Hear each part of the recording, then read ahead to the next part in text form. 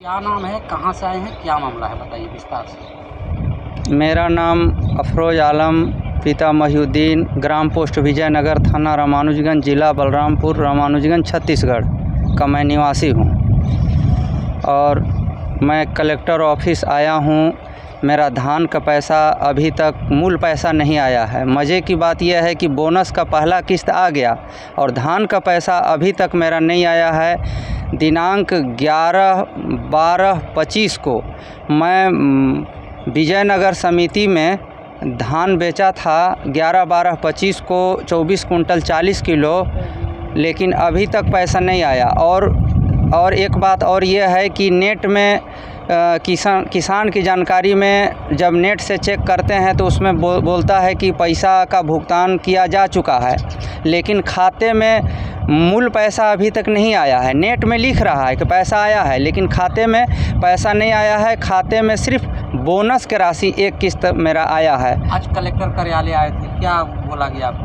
तो मैं आज ही नहीं, इससे पहले भी 1 माह पहले मैं कलेक्टर ऑफिस में आया तो उस समय कलेक्टर साहब नहीं बैठे थे, तो आवक जावक में मैं दे के चला गया। तो आवक जावक से ये खाद्य शाखा में गया और खाद्य शाखा से 30 तारीख को लेटर हमारा ये नोडल अधिकारी को भेज दिए और आज 15 तारीख है, चौथा महीना, और आज तक नोडल अधिकारी उस लेटर का कोई जवाब नहीं दिए कि आखिर उसका पैसा क्यों नहीं आया खाते में।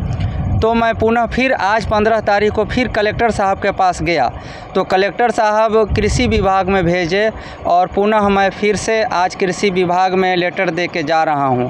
भाई, मैं गरीब आदमी हूं, इलाज के लिए हमको पैसा की बहुत सख्त ज़रूरत है और अगर हमको धान के पैसा मिल जाता तो हम अपना घर के परिवार का इलाज करा लेते।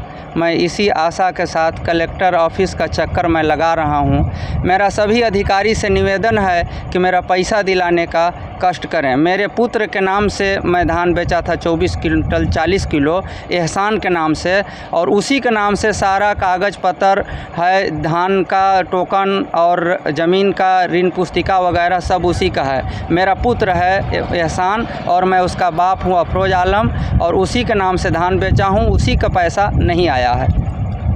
नहीं, साहब लोग तो भरपूर आश्वासन देते हैं कि आपका पैसा रुक गया है, लेकिन थोड़ा देर होगा, लेकिन पैसा आपका मिल जाएगा। साहब लोग तो हमको भरपूर आश्वासन देते हैं और साहब के तरफ से मैं नाउम्मीद मैं नहीं हूँ। मैं इसी आसरा में हूँ कि आज या कल हमको पैसा मिलेगा और उस पैसा से घर के परिवार का इलाज मैं कराऊँगा।